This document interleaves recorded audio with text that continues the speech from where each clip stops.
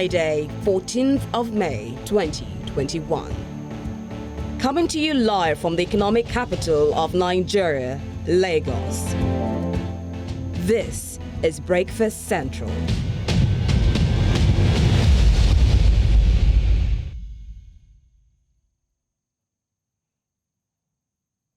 And yes, it is. It is the TGIF edition of Breakfast Central on News Central. We are glad to have you join us this morning. Yes, indeed. Good morning. My name is Olisa Chukuma. All right, the weekend is upon us, and we are ready to bring you the latest happenings across the continent and beyond. Je m'appelle Oluchi Inabong. And we begin the show today with a look at the headlines. 9 Boko Haram members killed by the Nigerian army. In Zimbabwe, we have Zimbabwe Student Union starting campaign against security. We'll also take you to Zambia, where the government dissolves parliament ahead of elections. In the world of entertainment, Africa's favorite Aki and Popo return to the big screen. Wow. He scores again. Mohamed Salah for Liverpool as they beat Man United 4-2 at Old Trafford.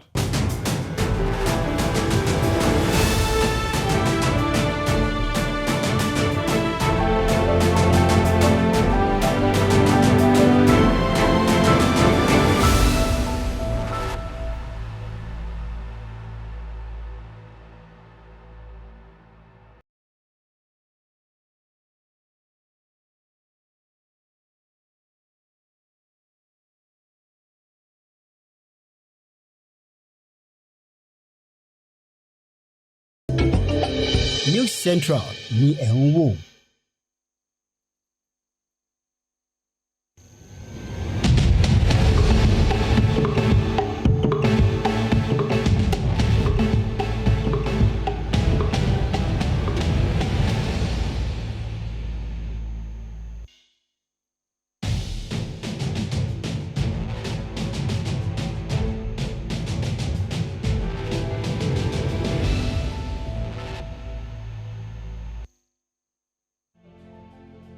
Right, you're watching Breakfast Central on News Central on this Friday, 14th May 2021. We're going straight to our top story from Nigeria, where 2 policemen have been injured in another attack on a police divisional headquarters in Abia State, southeast of the country. Now, the attack occurred at about 10 p.m. last night in Bende local government area of the state.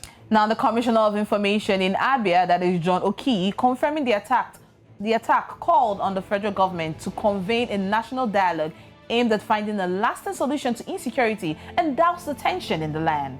And we recall that the Mike Okiro Police Divisional Headquarters at the Treadmore Estate in Umuahia was attacked on Sunday following the attacks on the offices of the Independent National Electoral Commission, which is INEC, and the National Drug Law Enforcement Agency, that's the NDLEA, now in Ubani Beku and Ofia, respectively.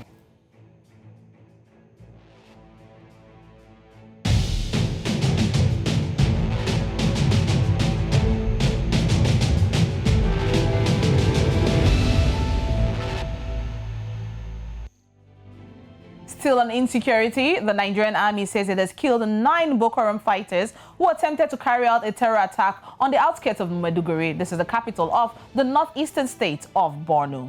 Now, Army spokesman Mohammed Yerima said troops recovered 1 Buffalo gun truck, 3 motorcycles, 3 Browning machine guns, a rocket-propelled gun, and 4 AK-47 rifles from the insurgents.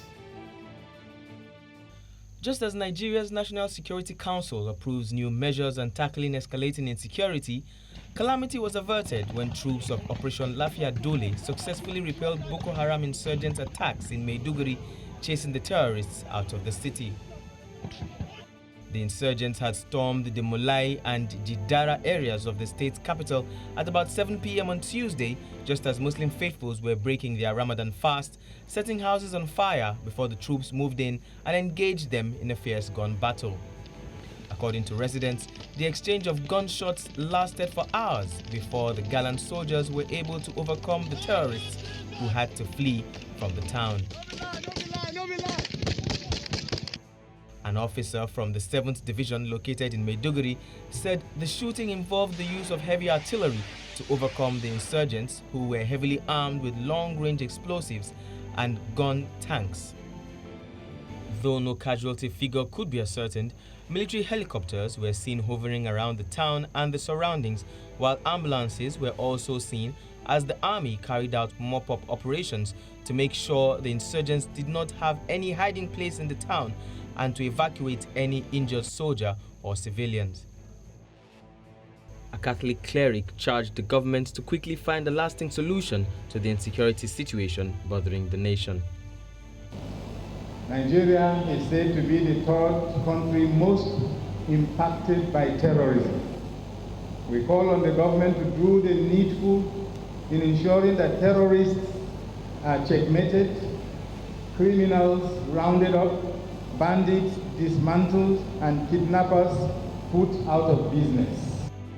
Meanwhile, frustrated Nigerian senators call for a shutdown of the National Assembly over worsening insurgency.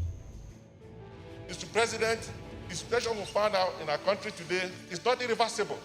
It is that the problem is that we have not been able to pay sufficient attention or take this matter seriously. Sri Lanka, Colombia, Israel, they've gone through this road and they overcome them.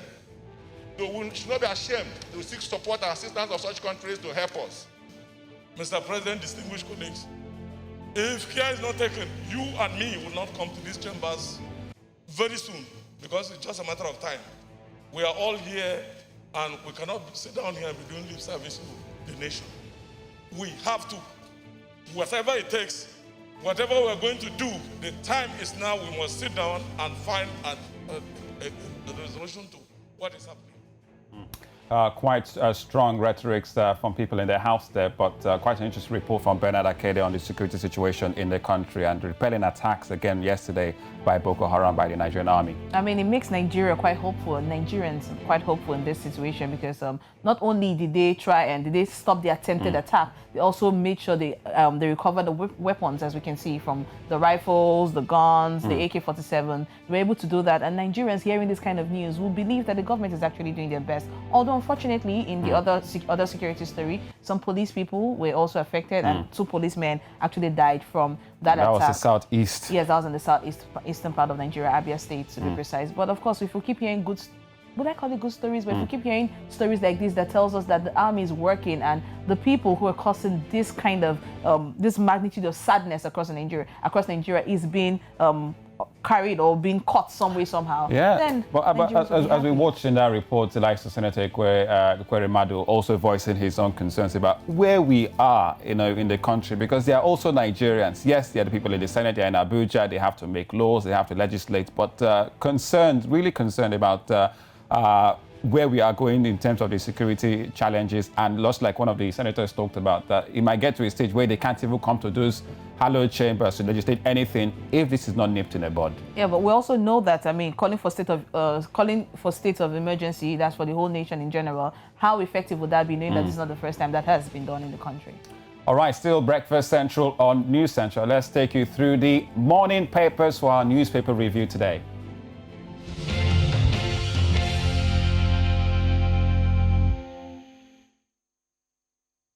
All right, so it's Friday, the 14th of May, 2021. Let's look at the front pages of some of the papers. Let's take you to Rwanda. First of all, with the paper, called the New Times in the country. So the Rwanda New Times is where we're starting. And they have a front page spread that says the Rwangombwa speaks out on push and pull charges. Says that the National Bank of Rwanda has commissioned a study on digital financial services pricing. Okay, so more now on page 3, but the big spread on the front page. But they're also going with yesterday's Eid al-Fitr, Eid al-Mubarak celebrations for Muslim brothers and sisters. So he said Eid al-Fitr, Muslims urged to pray for return to normalcy. Now this is a service, social distanced service, I have to say, from the front page picture. It says Muslims faithfuls doing the main prayer of Eid in Kigali Stadium on Thursday during the prayer, consistent observing preventive measures against the COVID-19. So there you have it on the front page of the Rwandan Times in Rwanda, East Africa. We're looking at the front page of the Punch this morning. That's the West African paper,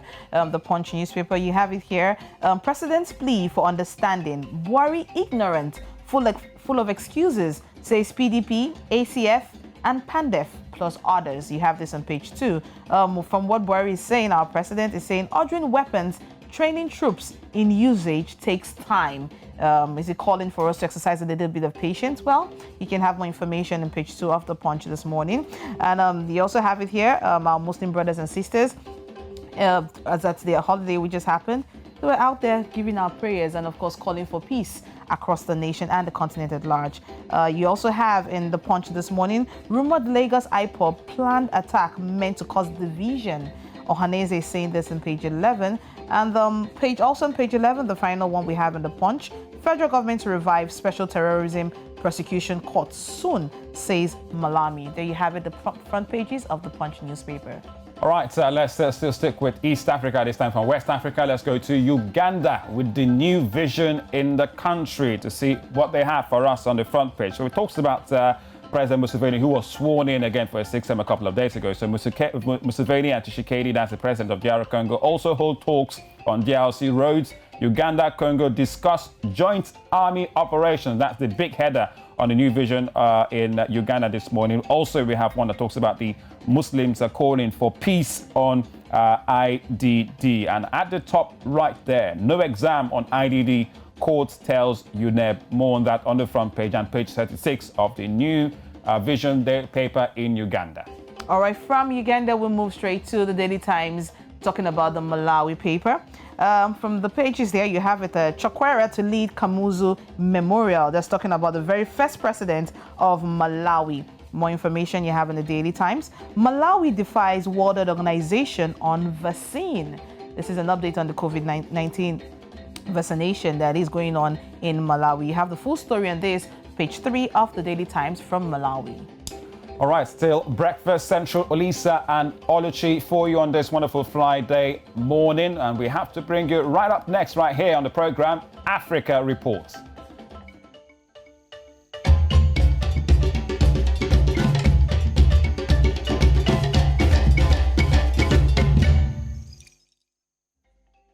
All right, we start with Zimbabwe, where the Zimbabwe Student Union has embarked on a campaign trail. Now, this came after 2 of the union members, who are also part of the leadership, were arrested for wearing the union's T-shirts. Now, the student union calls this a clear sign of security forces' resistance towards the union. Now, Lala is here to tell us more on that. Good morning, Lala, and how is the weather over there? A very good morning to you too. Well, temperatures keep dropping and dropping this part of the world, making it colder each day. Zimbabwe National Student Union, also known as ZINASU, has embarked on a campaign trail called #IWearMyZINASU t-shirt. This campaign trail obviously started after arrests were made, and these arrests were of 2 of the student union's members who are also in the leadership. This is Nancy Jenge, who is the Secretary for Gender, as well as Paidamoyo Masaraure, who is the Student Representative Council President. So the ladies, apparently, they were arrested for wearing ZINASU t-shirts. Earlier, I spoke to Takuzwa Ngaziwore, who is the president of the student union body, and he said that they feel that as the student union, they do not have democratic freedom to express themselves. They do not have democratic freedom to freely speak out and air their grievances. And therefore, they have embarked on this campaign to try and change the narrative of the security forces when it comes to the student union. Okay, joining me now is Takuzwa Ngaziwore, the president of Zimbabwe National Students Union, also known as ZINASU. And Takuzwa, I understand that ZINASU has started a campaign trail called #IWearMyZINASU t-shirt. Please, can you give me just a brief overview and an understanding of what this campaign is about? Thank you very much for hosting me.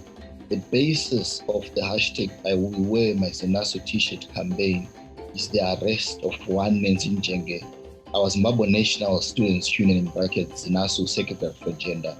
and Paidamoyo Masaraure, the SRC Student Representative Council President at the Women's University in Africa, and also yet the Harare Provincial Chairperson of the Zimbabwe National Students Union.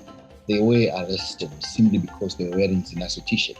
So this is a clear resistance and solidarity on ground and online campaign that we have launched as the Zimbabwe National Students Union to make sure that we make it clear to the oppressor that if it fails to respect our existence, then it should be assured of our resistance. And it is why the Zimbabwe National Students Union has seen it fundamentally important to raise and amplify the voice and the cause against dictatorship, because we believe in the fundamental freedoms of expression, of assembly and association. And we believe that the Zimbabwe National Students Union as an intellectual union should be on the forefront of speaking out against such. That's the hashtag I will wear my Zinaso t-shirt campaign. All right, thank you very much, Lala, for that report. So this T-shirt matter is causing real problems out there in Zimbabwe with the arrest of those students there. But for more on the Africa report, and we're still in the southern parts of Africa, we're going to Zambia. We have Lydia Makina in Zambia and raring to go this morning. Now, Lydia, general elections are drawing near, and we hear that the parliament has been dissolved. So what's going on in Zambia this morning? Lydia, good morning to you. Good morning. It's campaign time here in Zambia. I call it drama time. It's an exciting moment for others, while it's a sad moment for those that were ruling. This is a moment where people are expressing their freedom of speech. Let's see what Munsa Mwe posted on social media. As of midnight today, there will be no more honorable members of parliament and no honorable ministers in Zambia for 90 days until we, the people, elect new MPs. The title honorable is not a personal to holder. It belongs to us, the people. We can give it to who we want and we can withdraw it. We can hire and fire. We are currently receiving CVs of those people who sometimes forgot that we are their masters. If we remember that we have the power, we can show those who have not delivered for us who is the boss. Voting is not only our right, it is also our power. Use it wisely. Meanwhile, police have arrested UPND presidential aide Movita Nawa for defaming the head of state. Mr. Nawa posted something on social media that made him to be in the state. In addition, EEP President Chilufya Tayali was yesterday bailed after spending a week in police custody. Mr. Tayali posted something on social media which was against the law of Zambia. Let's look at the video he posted.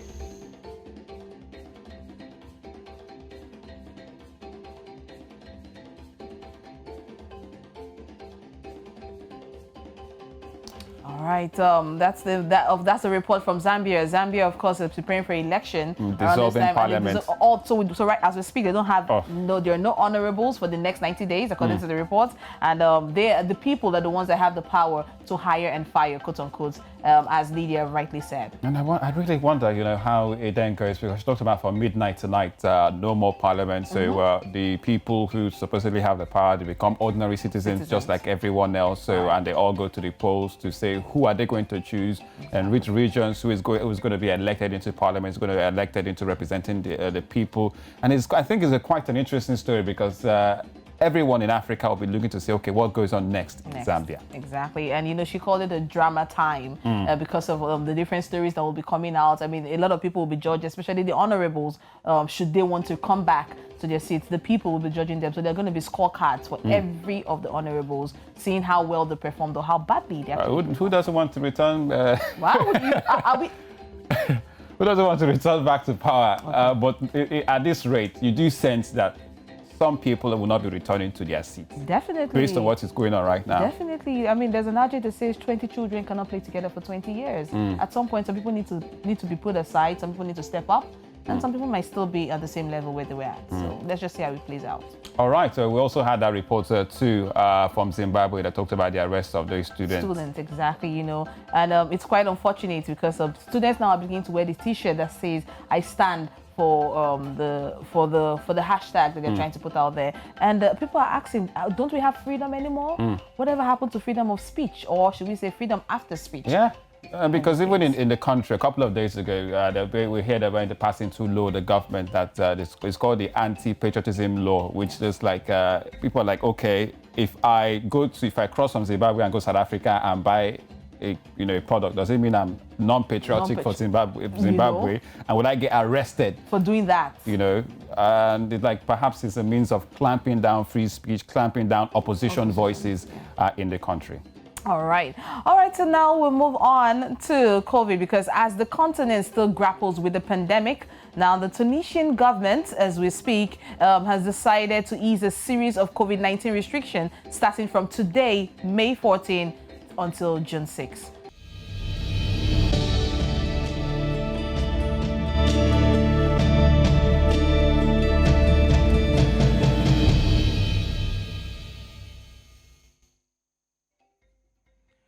Well, we're going straight to three places. We'll start in Tunisia, and then we'll go straight to Kenya and what the Africa CDC is saying.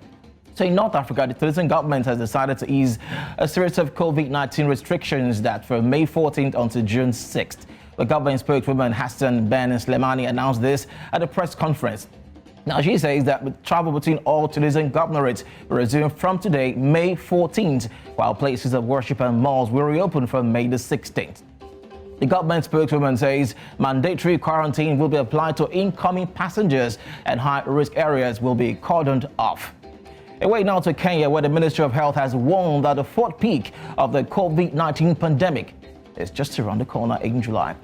All this comes at a time the country has recorded at least 20 cases of the Indian COVID-19 variant. Acting Director of Health, Dr. Patrick Amoth, said the pandemic has established a pattern where a peak is witnessed after every 3 months. The first peak of the COVID-19 pandemic was on July 26, 2020, where they recorded 960 cases alongside 2 deaths and a 7-day average of 7 deaths. African countries acquire over 38 million COVID-19 vaccines. This is what the Africa CDC is saying. Indeed, they've gone ahead now to acquire 38.03 million COVID-19 vaccines so far. The Africa CDC, which is a specialized healthcare agency of the 55-member African Union, said 22.4 million COVID-19 doses have been administered out of the over 38.03 million acquired by member states. Now, this figure corresponds to a coverage rate of 1.48% at a continental level, with 0.40% of the population having received a full vaccine regimen. This is what the Africa CDC are making us to understand. Now, they're also telling us that African countries have used close to 58.87% of the vaccine supply available. Well, so far, Africa has reported over 4.6 million cases, over 125,000 deaths, and over 4.2 million recoveries. The continent has carried out over 45.4 million tests so far. Well, that figure is actually high, but it can be better when it comes to testing right here on the African continent. Elisa? Israel, should we move beyond the testing phase? Because I look at the figures of the vaccination so far from the CDC, 38.03 million doses so far. That's, quite small compared to the population you have across the continent. To look at a country like Nigeria, over 200 million people, we are clearly not even up to less than fractions to populate, to vaccinate our populations here. So vaccination is where we have to go to. Indeed, we can do better. It's just a fracture, but the continent can do better in terms of testing. But we'll see how it all pans out. The Africa CDC, WHO, they're all working hand in hand to ensure that African countries get the required dosage. All right. Thank you very much, Israel, for the latest COVID-19 updates across Africa. Thanks. All right. Still Breakfast Central. It's a Friday. Olisa and Oluchi for you. Coming up next on the program. Mo Salah scores for Liverpool as they beat Man United 4-2 at Old Trafford. And in the world of entertainment, African favorites duo return to the big screen. Still more programs to watch right here on News Central.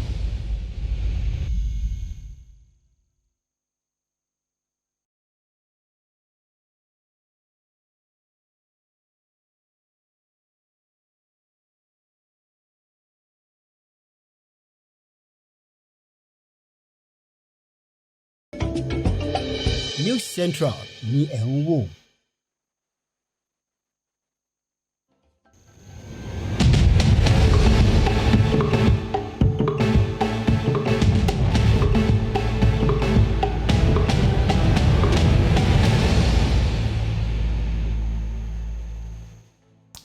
Right, you are still watching Breakfast Central on News Central, and you can follow us on all social media platforms. We are at News Central TV on Instagram, Facebook, Twitter, and YouTube. Now, comedy is a genre of fiction consisting of discourses or works intended to be humorous or amusing by inducing laughter. Now, in Nigeria, a growing wave of comedians have kept the country and its diaspora laughing over the years, and some of them include, online and stand-up comedians, even amidst the pandemic. Now, our guest says his inability to secure a job made him join comedy. Please, let's welcome comedian Akudolo Oreva Ogene, popularly known as Forever. Good morning, bro. Good to have you. Let's do the fist bump. This is the way they say we should shake now. At least it's better. It's better than this one that answers as if you are greeting the gods. Yeah. All right, Forever. It's been quite a while. Good to see you again. Thank you. Yeah. Many Nigerians, follow your jokes on social media, even on stand-up. But they do tend to be quite religious sometimes. Tell us why. I don't think my jokes are quite religious. I would say it was like that a theme. Okay. when I started. Because basically I grew up from the church, and then you have to be conscious of heaven. And then when I moved over to Lagos, I attended one event, and then I realized that I did not have jokes for social gatherings. And church being part of social gatherings? No. I meant an event where it was not a church event. Okay. It was like a corporate gathering. And then I realized that I don't have ready jokes for this kind of gatherings. So what helped me was that I was very spontaneous. I just played around, and I took that as a challenge. I went to my study and I said, no, I have to write jokes so that people who don't know God can laugh too. So, but basically, you see me, your jokes are very clean, this and that. So that's it. All right, you talked about your inability to secure a job, made you join comedy. Tell us about that quickly. Okay, so in 2008, I studied mechanical engineering, by the way. Yeah. So my mom knows somebody who has a big company, and the guy said was going to be paying me 2,000 naira every month. I was like, daily. He said, no, for the month. I said, 31 days. He said, yes. I said, by the grace of God, you won't see me here again. So I left, and then I went back to Enugu High School. So in February, I was looking for a job, and I said this as a joke, and people thought it was a joke. Yeah. But it happened in real life. I now applied for the post of a sales girl. Yes. And that's it. The man called me. I changed my voice to a lady's voice because I needed to secure the interview. Okay. So he said I should visit him in the office the following morning. I got there. He said, what are you doing? I said, sir, I came to see you. He said, why? I said, you called me yesterday. He said, no, it was a lady I called. I said, I'm the lady. So. And wait, but did he believe it? He fell for it. He dialed the number and the phone rang. The phone was with me. Yeah. So he now said, why did I do that? So I told him I was desperate for a job. Okay. Can you change your voice right now? It's simple now. Hi. That's it. All right. Okay, I'm the boss now. Okay. Call me and hello? Hello? Good evening, sir. Oh, okay. Good evening. Who am I speaking to? Cynthia. It'll be 419. All right. Let's check this one out from Forever. One of his, great performances. For those who want to want to spoil the name of Mama in this one, God is watching all of you. Let me warn Forever. Tell us about this, your series, Pomo. So, funny enough, because as a comedian, you start seeing things differently. And then I looked at Pomo, and I saw that Pomo is going through racial discrimination. And of all forms of meat that we eat with, Pomo is the greatest. Why? How? Pomo has transcended times. If you check it, if you ask our great grandfathers when you say, what meat did you eat, Pomo? Pomo was there, has been there, but everybody keeps saying, Pomo has nothing, Pomo has nothing, Pomo has nothing. They keep talking down on Pomo, yet Pomo keeps rising. And so I started connecting that to humanity. Okay. That a lot of people look down on them and assume that there's nothing in this person. This person can offer nothing. And some years later, that person rises to become very great. I said, that is Pomo now. That is Pomo. I asked one guy, have you ever been to Aso Rock? He said, I said, but yeah, you are when as we're talking, Pomo is in Aso Rock. Pomo is in somebody's food in Aso Rock. True. So Pomo have been to places you've never even get access to that you might not get to in your life. Pomo this, Pomo that. Years after. So I started looking at Pomo, I started seeing that there are a lot of life lessons to learn from Pomo. Ordinary Pomo, they say he has nothing, but if you spice it up, you add pepper, you add this, you add this pepper Pomo, you can sell it. So what it means is that package it. So I started using it as motivation. I told people, so what it means is that people might look down on you, spice up yourself like Pomo, add some pepper here, add some seasoning here. Before you see, wow, people say, I beg. So that's how Pomo became. So that's the concept. I think I get it now. Yeah. I get it now. So you want to follow Forever on your social media handles. That Pomo series is still going strong. But Forever, we have to talk about something that is important. Coronavirus pandemic came, we did not expect it, and somehow really hit everybody and your industry pretty hard. Yes, you've been able to do things on social media, but how has it really affected your industry and even you personally and your colleagues? So first of all, it affected us more financially because personally, I had my third special for last year, April 26, and then the lockdown was announced March 20. So we had to cancel the show. So the money we've spent... This has never happened since you started. It has never happened. We've spent money already, we've paid for venues, we've paid for ad. So those, Nigerian are non-refundable deposits. So my money is not refundable and it's still there. My money is hanging. That was one way. The other part is physical events were cancelled. Virtual events. People say, virtual event. But the truth is that it's not the same because people tell you are not leaving your house. Why are you charging that amount of money? So the prices people used to charge dropped. And as much as you like it, the events reduced. A lot of people went back to other people started. The good side is that some of us started pursuing our dreams to do to use the social media space. Some people who were not gifted that way had to start doing other things. I know a comedian that now sells bleaching cream. And this way is black. I said, Baba, I have not used your product on you. He said, give him eczema. That he believes that he will work for other people's skin than his own. So, but another thing is that, don't you guys, because we miss you guys, comedy, your shows on stage. Don't you guys miss it, being on stage, doing what you do, that comedy act? So what happened was in September, somebody called me for an event. It was a boat cruise actually. I was like, Forever, I need to come and do comedy. So when I got there and asked for the program, the program of event, they gave me 2 minutes. 5 minutes. I said, it can't happen. No. I've been on lockdown for 6 months. I'm seeing microphone for the first time. I performed for 1 hour. The woman was laughing. She said, leave him. I said, well, on top of boats, you cannot go home. All right. Before we let you go, and I need to, and this question also is quite an important one. Before, Basket Mouth, Bovi, Alibaba, or MC Abbey?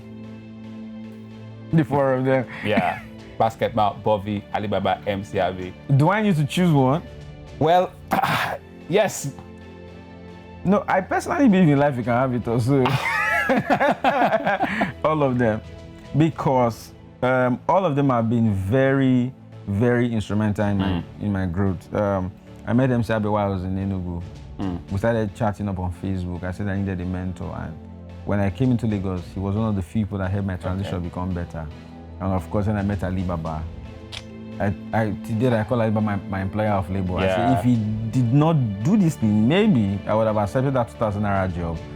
Maybe I would have increased my salary to like 3,900. So, and then I met Bovi to another level, then Basketball to another level. So I cannot pick one over the other because the 4 of them have been great. And there are actually more than 4. Sako is part of it too. Everybody, all of them have been great for me. All right, we would like to see more of you as forever. So we can't wait when this pandemic finishes. Collect vaccine, all of us. Yeah. Well, even my name is, are you vaccinated? Thank you very much for ever coming on the program. You're welcome. All right, still Breakfast Central. Up next is entertainment. Sam Dandy has the latest for us. Sam Dandy, take it away.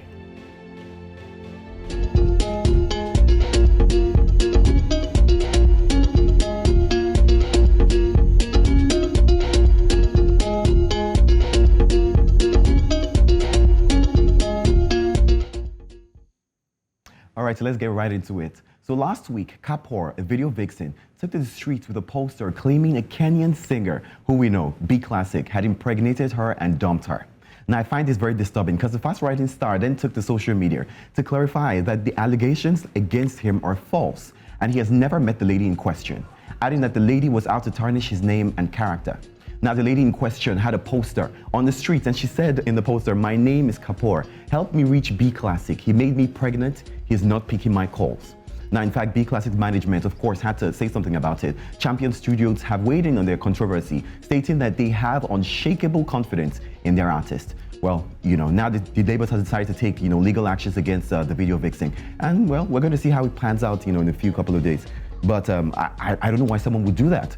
Well, let's move on to Nollywood industry, right? So Nollywood industry, ever since COVID, has been giving us movies back to back. In fact, there's so many movies coming up soon, and we're excited. Now, I have two teasers that I think are worth talking about. So let's start with this one, where award-winning Nollywood actress and filmmaker Toyin Abraham has come out to give some news. Now, over social media, she took to share that her film, Ghost and the Tout 2, a sequel of the original film in 2018, Ghost in the Tout, that made 80 million in box office. She says they're going to be bringing it to us. Now, of course, the film was that successful, in my opinion, because it had a lot of great cast.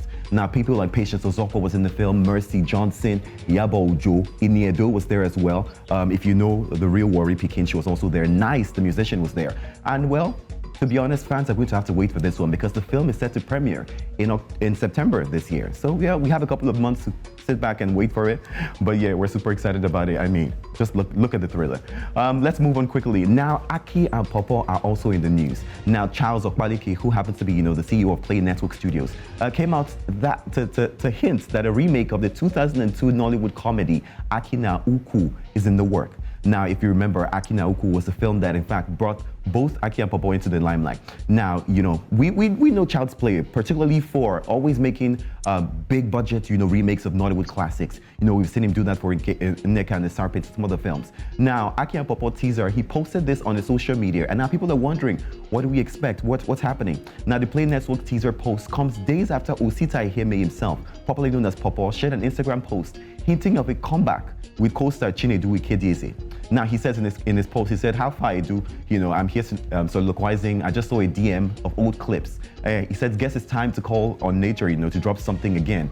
And, well, we're super excited because, we can't go back in time without talking about Aki and Popo when it comes to, Nollywood films. Now, like I said, the 2002 comedy film was what brought them to the limelight. In this particular film, they played the character of two mischievous twin brothers who were on a mission to ruin their father's attempt at remarrying. And if it's going to be in cinemas, I'm pretty sure they're going to make a lot of money. But now, finally, to my last story. Well, Naira Marley is in the news. Of course, we know him for being the president of the Marlians Association. In fact, he came to limelight in 2017 after the song Isego became big. In fact, so big, the next year it was Super Eagles' theme song at the FIFA World Cup.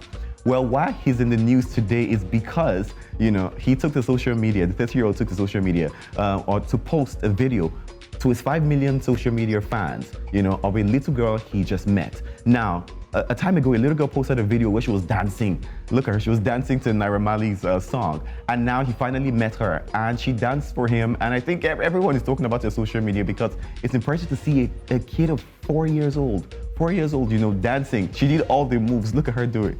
I think we should watch this, guys.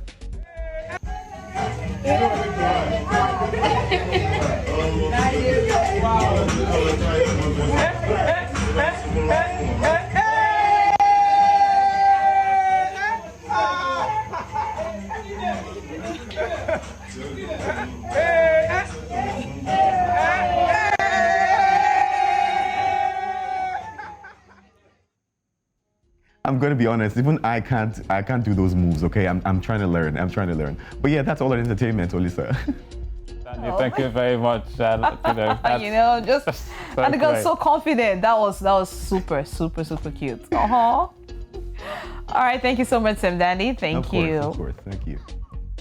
All right, so it's been quite an interesting one today on the program. TGIF is a Friday. Yes, well, we have to go, sadly. Well, Liverpool won against United yesterday by 4 goals to 2. So not a bad one. Mo Salah scored one of the goals for them. All right, still lots to catch up on News Central later today. You don't want to miss these. 10:30 a.m. West African time, we have In the Game for you. And Beyond the Continent at 2 p.m. Keep this date, 9 p.m. tonight, West African time. We have NT Continental Prime.